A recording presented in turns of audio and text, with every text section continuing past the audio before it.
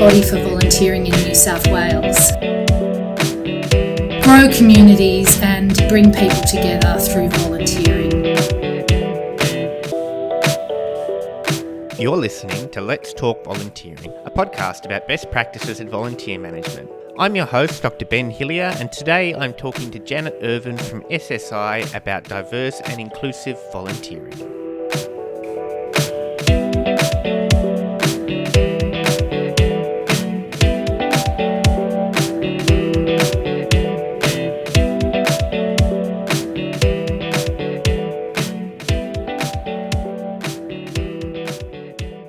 Hi everyone, my name is Dr. Ben Hillier. I'm the Director of Research, Policy and Advocacy for the Centre for Volunteering, and I'm going to be your host on this episode of Let's Talk Volunteering. This episode will cover National Standard 4 of the Volunteering Framework for those of you that follow it, and it'll give you some practical ideas for how your organisation can meet these standards and strengthen your volunteering practice. Today we're talking with Janet Irvine of Settlement Services International about the importance of diversity, equity and inclusivity in volunteer involving organisations. Janet has over 30 years' experience working in this area and enjoys working with a diverse range of organisations to understand their needs and deliver learning solutions. Janet, would you like to introduce yourself and give a bit of an overview of your work relating to diversity and volunteering?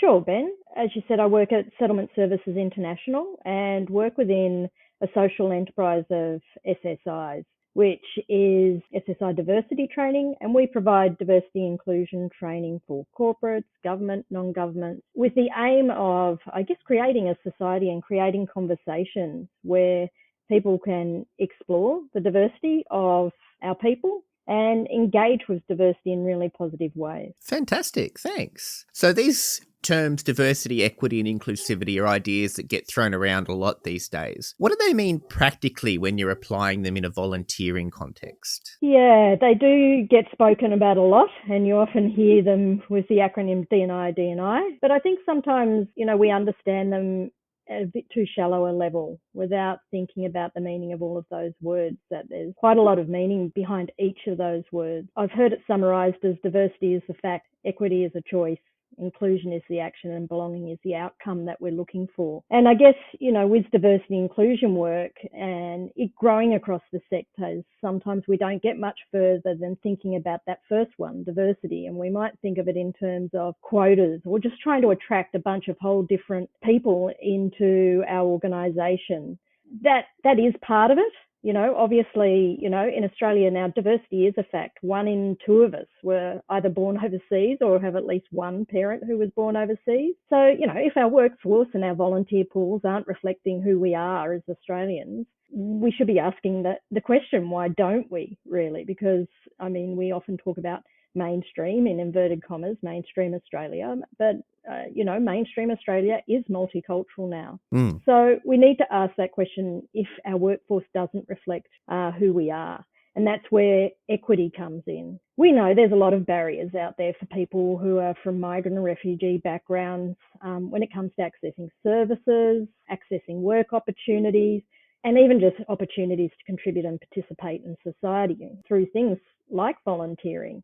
And I guess historically, this diversity, equity and inclusion work, this equity piece, is because it comes out of that human rights framework and a belief that everyone should have the opportunity to participate in society and be valued for who they are as an individual and what they can bring to our communities. In that sense, equity is a choice. I make decisions every day, small and large, that'll lead to me acting in ways that either reflect my belief that every person has value and has a contribution, or I may make a choice that doesn't enable that or doesn't reflect that belief. So this piece is very much about being reflective about ourselves and asking ourselves those sometimes uncomfortable questions. Do I really believe this person has value that they can bring to my organisation, or am I just ticking a box in this instance and building up the diversity of my people? And so if we choose equity, as that second piece, then the next step is that action to ways that we build and create inclusion in our organisations and our volunteering programs.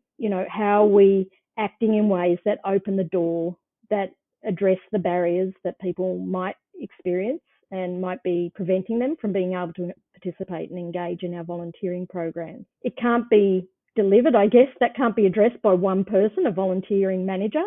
It needs to be multi-layered. It needs commitment from their leadership. It needs commitment from the organisation in building and embedding systems and structures that support inclusive practice across the organisation, inclusive recruitment practices, as well as supporting those individuals to build their capabilities to act in inclusive ways. So it needs to be that multi-tier level approach. Right. That sounds like something that can be quite a complex thing to implement sometimes. Yes. Yeah, absolutely. Which is why I think with more and more recognition of the importance of this work and the complexity of that work, organisations are investing in people to lead that work because they recognise it's not something that someone can just pop on to their job, as an added extra, that it does require someone who can drive that work and monitor that work, coordinate that work across the organisation with their leaders and with their people. Right. What are some of the common barriers or reasons for not following through on these diverse, equitable and inclusive practices that you see people talking about? Sometimes it can be challenging to understand the benefits of diversity in our workforce. I think sometimes there's a reluctance to change because it does require changing the ways that we do things and being open to the way that we do things. Also, because those barriers are sometimes structural, those structures benefit some people and don't benefit others, create barriers for others. And so if you're someone like myself, who's white Anglo-Australian, a lot of those structures have benefited me. It takes work for me to become more aware of what are the barriers that other people are experiencing. I don't see those doors that are closed to others because they're open to me.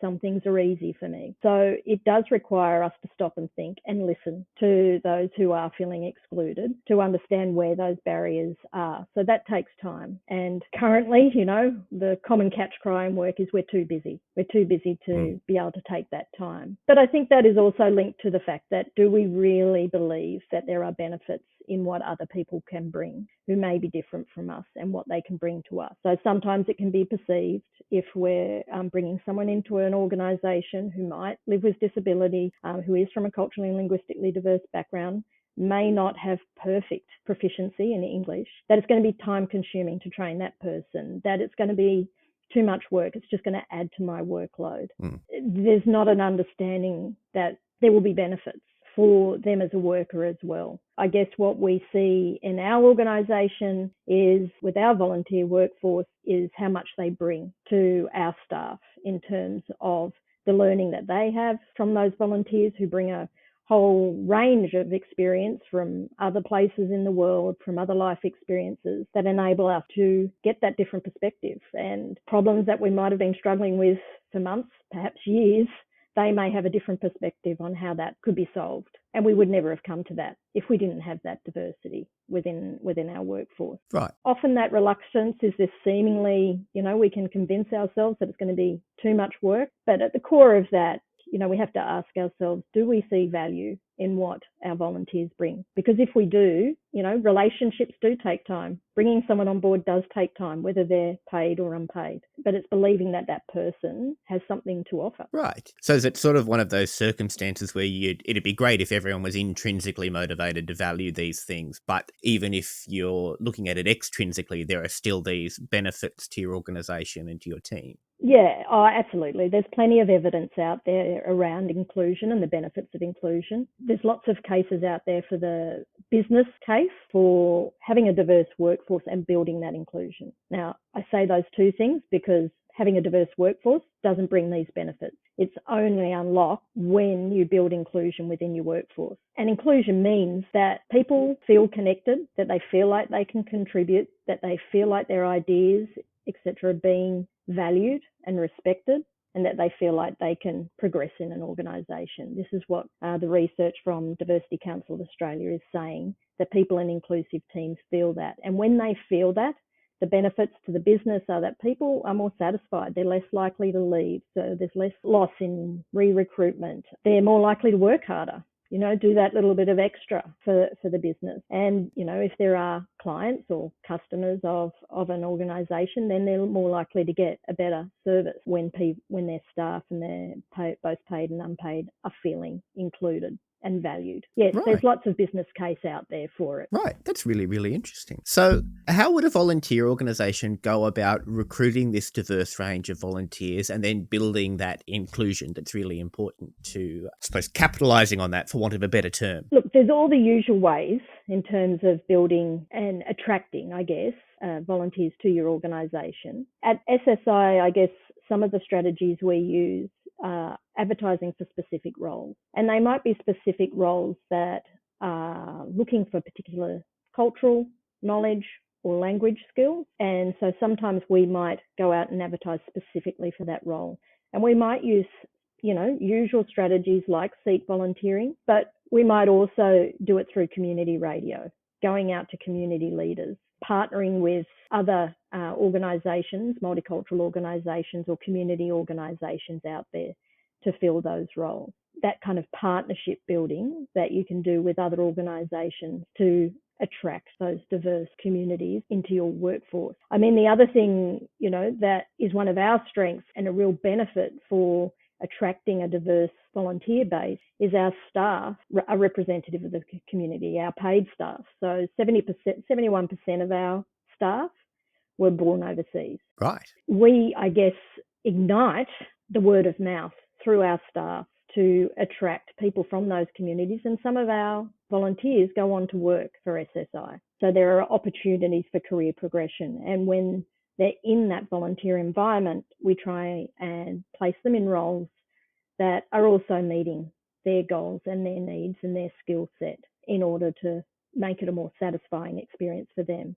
What we find in multicultural communities is word of mouth is one of the most powerful ways of promoting any program, whether it's volunteering or whether it's a service delivery program. And so that is about building relationships with your community. Our volunteer program is within our community engagement team. And so it is based within those frameworks of engaging with communities in respectful ways and genuine ways, ethical ways. Having that placement within our organisation positions the program in a very good way to access those communities. And what about in terms of building that inclusion? Are there particular challenges you see with organisations when they try to build inclusion? There's lots of challenges to building inclusion. Some of it we've already talked about in terms of what can be some of the barriers to inclusion. It needs to be leadership-led. We talked about, the different levels. So there needs to be a commitment to leadership. And that includes things like,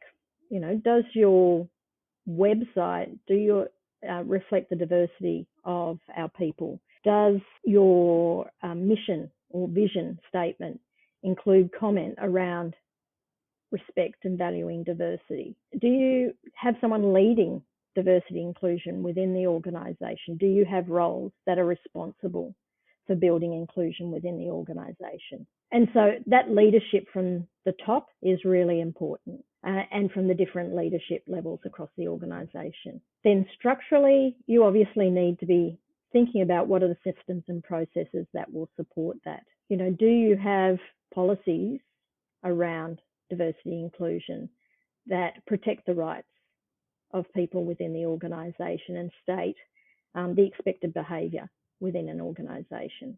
So one of the things that we sometimes talk about in our training is it's not necessarily about changing someone's personal belief about a particular issue, but it is about the ways that we behave with each other, the ways that we act.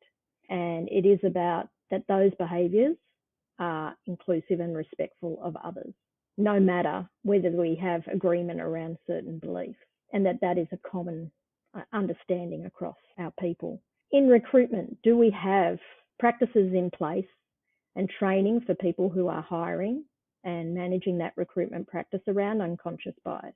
And do we have systems in place to minimise the impact of unconscious bias? So there's those sort of systemic things that need to be in place. Do we have information available in other languages about our volunteering programs? Do we, at the individual capability level with our staff, do we support them to grow their understanding around how do we build our capabilities to be more culturally responsive? So we talk about being culturally responsive, which we feel is slightly different from how traditionally we might have talked about people needing to be culturally aware or culturally sensitive. Whilst that's an important part of it, perhaps the most important part is our reflection of ourselves as cultural beings, that everybody has a culture. We are all cultural human beings, and culture influences everything we do, the way we interpret other people's behaviours, the assumptions we make when we go into an interaction with someone. As someone who is a volunteer manager, for example, interviewing someone from the community who's interested in being a volunteer, we need to be aware of the power that position holds, because we have something that someone else wants, even at a basic level. So there is a power difference there, but there could also be a variety of other things that give us more power in that situation. So I may have greater English language proficiency. I know how the organisation works. I have the whole organisation behind me who are backing me. And so when I have that elevated power, I often have more influence over the outcome of that interview than the person who's being interviewed. And so I need to be aware of that when I'm going into that and try and manage, because if I make an assumption about what someone has said and interpret it through my own cultural viewfinder, whether it's that I interpret them as rude or I interpret them as not giving me enough information, so that's a little bit suspicious, whatever it might be, all of these little things can happen in an interview process, and I don't question that or seek to elaborate that with the person, but make a judgment. That judgment can immediately create a barrier for that person to be able to access that volunteering opportunity. Right. So we've spoken a lot about culturally and linguistically diverse communities and that aspect of diversity, equity, inclusivity. Are there other areas where these ideas of diversity, equity, and inclusivity apply, such as gender and sexual orientation, religious affiliation, these kinds of things? Yeah, well, I mean, if you talk about diversity, we're all diverse. So I guess my initial comment on that is it's about us. Diversity, equity and inclusion work should benefit everyone.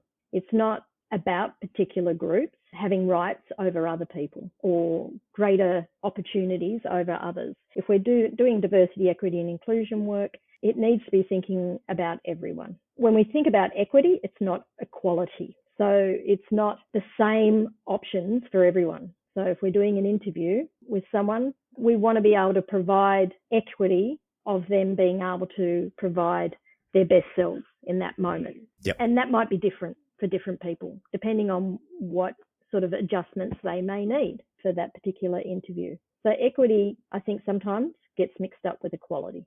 In saying that, if it's not safe for people from a particular religious background in an organisation that they're experiencing discrimination, then it's not going to feel safe for other people who may feel vulnerable to discrimination. They will look on and they will notice that that's happening to that group of people, and they'll think, well, is it going to be safe for me as a person with disability? Is it going to be safe for me as someone who's gender and sexually diverse? It has to always be thinking about that diversity of people in our community, and that certain groups of people, there may be commonalities around adjustments, but at the end of the day, we always have to work with the person who's in front of us, because there will be different needs for each individual around what adjustments they may need from us. Right, brilliant. Is there anything else around these topics you'd like to comment on or discuss? I guess for me, at the end of the day, diversity, equity and inclusion work, we did talk about, there's definitely a business case for diversity, equity and inclusion work. And that can be really helpful when we're trying to encourage an organisation or a leadership group to see the benefit in building a diversity, equity and inclusion strategy. But I think at the end of the day, you can't lose sight of the equity piece and bringing people along to see the value for everyone. That it's not about supporting them, those other people, that it is about believing in the value of us. We've got to move away from this concept of there's us and them, this mindset, that it is about the value of us as an organisation, as a volunteering program, as a community. And we need to spend time with people who we might perceive are different from us. We need to get out of our comfort zone and become better at being open and curious and sitting in that discomfort and not knowing everything and embracing the mistake as an opportunity to learn. One of the barriers that we didn't talk about is that sometimes people just feel frightened that they're going to make a fool of themselves, or they're going to cause offence, or they're going to make a mistake. Being able to see that those mistakes, you can return from those, you can learn from those, you can apologise for them. You can't know everything about everybody, but if you don't engage, you're never going to see the benefits of it. You're not going to get to enjoy the incredible opportunity we have here in Australia and our society with the diversity of people we have. Absolutely. Thank you very much, Janet, for sharing your advice and expertise today. I really appreciate your time. What can people do if they want to find out more about your work or about diverse, equitable and inclusive volunteering? Yeah, well, there's lots of places you can go to find out about diversity, equity, inclusion. Possibly a great resource is the Diversity Council of Australia, their Inclusion at Work Index. If you're wanting to have a look at the state of inclusion in Australia and get a baseline on what we're talking about for different groups of people, that's a really great resource. If you're wanting to get in contact with us, we're always open for a chat, so you can give us a call at SSI or email us at diversitytraining@ssi.org.au. What we love to do, we provide face-to-face online trainings. We also have an e-module, but we like to have a conversation with people about what their needs are, what they're trying to achieve in their organisation, and see if we can work alongside them to find a learning option that suits them. Fantastic. Well, thank you, Janet. I hope the listeners have found today's show interesting. If this is something you're keen for, please look into the work that SSI do and the resources that Janet mentioned. And I look forward to seeing or hearing our listeners on our next episode. Bye for now. You've been listening to Voices of Volunteering, presented by the Centre for Volunteering. For resources, tools, training and news, head over to our website volunteering.com.au.